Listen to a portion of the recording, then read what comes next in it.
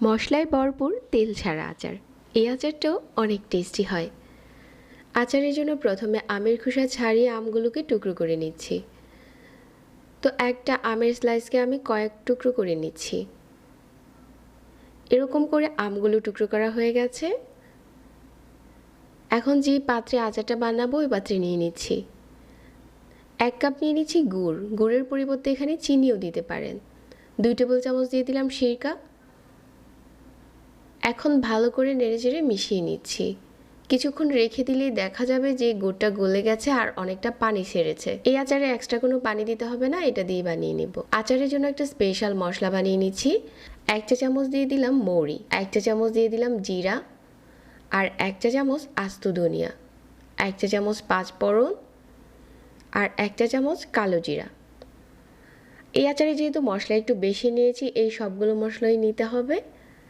এখন এই মশলাটাকে অল্প আঁচে টেলে জাস্ট একটু গুঁড়ো করে ফ্লেভারটা বের করে নিচ্ছি। অনেক বেশি গুঁড়ো করা যাবে না, হালকা একটু গুঁড়ো করে নিলে মশলার একটা ফ্লেভার আসবে আর ওইটা আচারে দারুণ একটা স্মেল নিয়ে আসবে। এখন আচারটা বানানোর জন্য চুলায় পাত্রটাকে বসিয়ে দিলাম আর যেই পানিটা উঠেছে এটা দিয়েই মিডিয়াম আঁচে আচার বানিয়ে নিচ্ছি। এই আমটা কিন্তু গলে যাবে না, এভাবে করে মিডিয়াম আঁচে জাল করতে থাকবেন আর আমটা আস্তে আস্তে করে কুক হতে থাকবে। 1/2 চা চামচ দিয়ে দিলাম লাল মরিচের গুঁড়া যাতে দারুণ একটা কালার আসে। আরও কিছুক্ষণ যখন টেনে গেছে ওই পর্যায়ে আমি যে মশলাটা আগে থেকে গুঁড়ো করেছিলাম ওইটা দিয়ে দিচ্ছি। আমের টুকরোগুলো কিন্তু গলে যায়নি। আর দিয়ে দিচ্ছি বিট লবণ। আচারে বিট লবণ দিলেই খেতে বেশি ভালো লাগে। সব কিছু নেড়েচেড়ে মিশিয়ে নিচ্ছি। তেল ছাড়া এই আচারটা এখন বানানো প্রায় শেষের দিকে। আমি মশলা একটু বেশি দিয়েছি। আপনারা যদি মশলা খেতে পছন্দ না করেন তাহলে মশলাটা একটু কমই দিতে পারেন, তবে এই আচারে মশলাটা বেশি দিলেই বেশি টেস্ট হয়।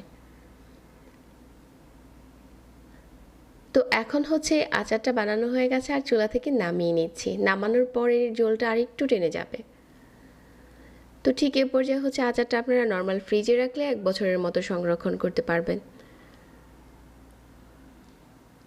এখন এই আচারটাকে একটা বাটিতে ঢেলে পরিবেশন করে নিচ্ছি।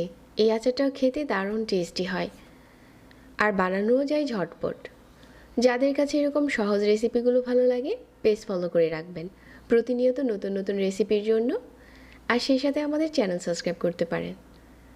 সবাইকে আবারও অনেক অনেক ধন্যবাদ জানাচ্ছি আর আজকে এখানেই বিদায় নিচ্ছি। আল্লাহ হাফেজ।